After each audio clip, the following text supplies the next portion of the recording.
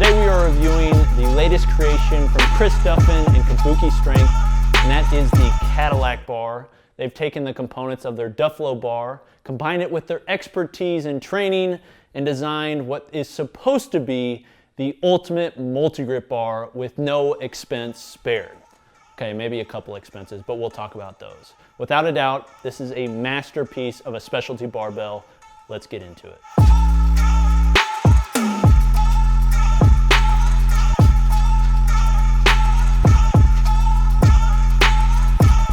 Welcome guys, this is Coop from GarageGymReviews.com. If you haven't subscribed yet, you should, but today we're talking about this bar, the latest creation from Chris Duffin and Kabuki Strength. This is the Kadillac Bar. First off, this bar is $399 and shipping to my house was only $35. Now if you compare that to their, say, Trap Bar, which is like $100, almost $200, it's a pretty good deal. And one of the reasons is, one I want to talk about from the very beginning, are the sleeves. So basically what they did was they made a sleeve that was detachable from the rest of the grip. Okay, this seems like a minor thing and isn't really anything that you'll ever, deal with outside of your first assembly, unless you decide to, take it somewhere, which I guess some people put these in gym bags and take them to their gym, which I wouldn't suggest, just start a home gym. But the reason that this is so beneficial is for shipping purposes. It's way cheaper to ship. This comes fully detachable and then you attach it. Now I'll talk about like what I think fully about that in a moment, but overall the bar is designed as a Duffalo bar. So I've got a Duffalo bar back over here. The Duffalo bar is really, I think, Kabuki's first bar that came to market. It's a Buffalo bar, but with a little bit more exaggerated camber. This follows that exact angle. So when the Kabuki bar first came out, the Duffalo bar, it was billed as a squat bar, and that's all you were supposed to do with it. Well, they found out that a lot of people like benching with it because it was a little nice on on your wrists and your shoulders, and then people started overhead pressing with it. So they saw that and they're like, okay, let's take that same arc and let's add multi-grip, vertical grips, and make a press bar out of it. And that's what the Kadillac bar is. Now I've used this in quite a few workouts, and I just want to say it is awesome to use. That arc actually does change the way it feels.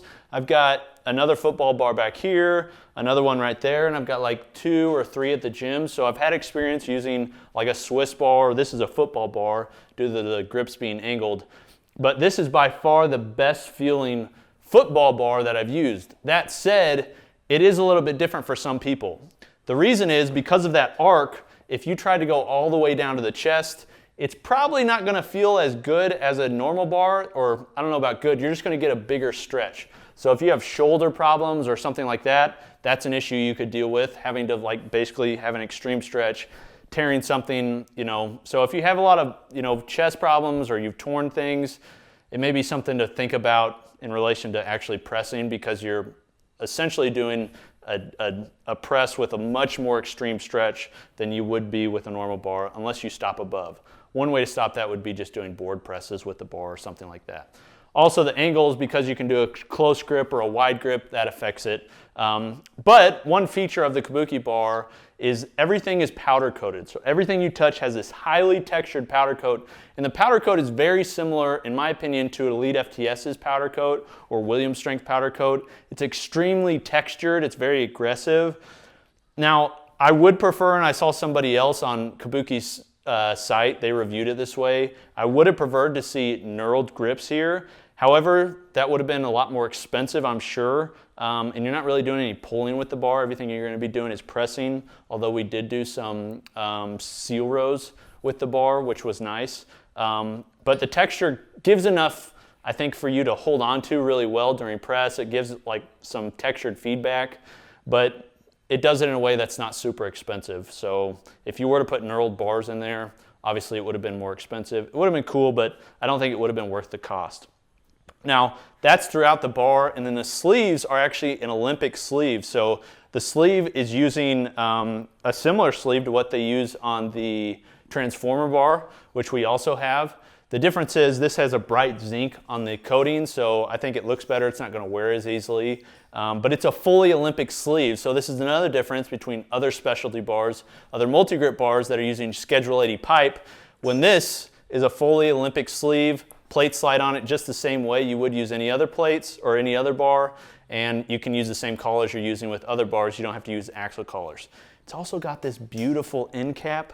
A lot of times specialty bars don't have end caps because they use a different design. That end cap is really just there for looks. It doesn't really provide anything with the pin, but it looks cool and it matches the rest of their bars. I really like that. It's got the same aesthetic, got the same squat face.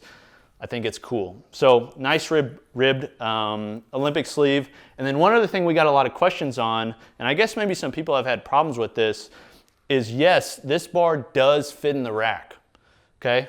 I'll say that again. This bar fits in the rack perfectly. I don't know, I guess we had a couple people reach out to us that had bought the bar and maybe they had issues fitting it in their rack. We've had no issues at all. So this is a Sorinex rack. It's got 47 inches outside to outside width. The Rogue one has 49 inches, so it would fit even better in that one, but we haven't had any issues. Maybe some people have some thinner racks or something like that, but this one fits fine.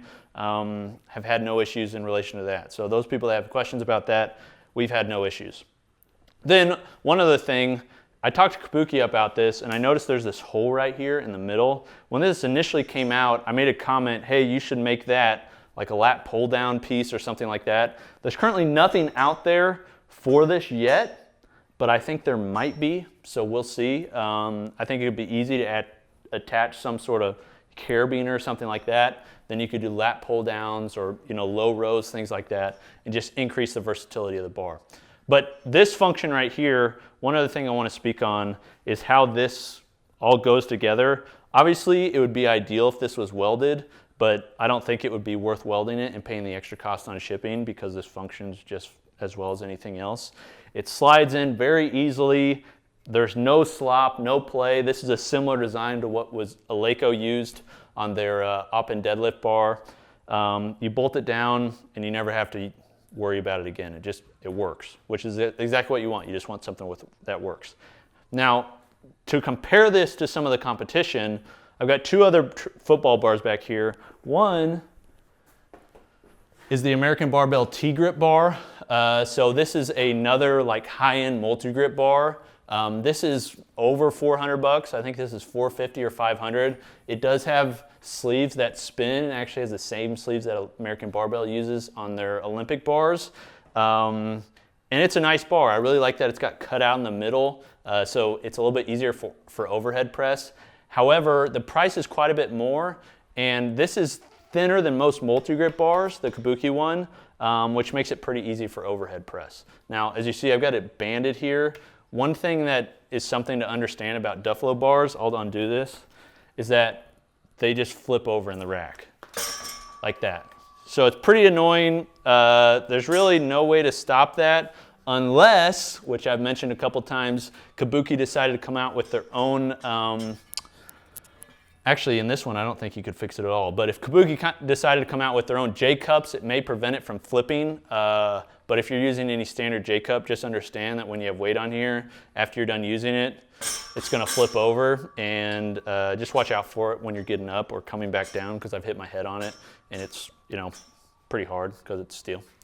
And then one other one back here, this is a football bar by Reps Direct, and this is a very similar football bar to the T-Grip bar.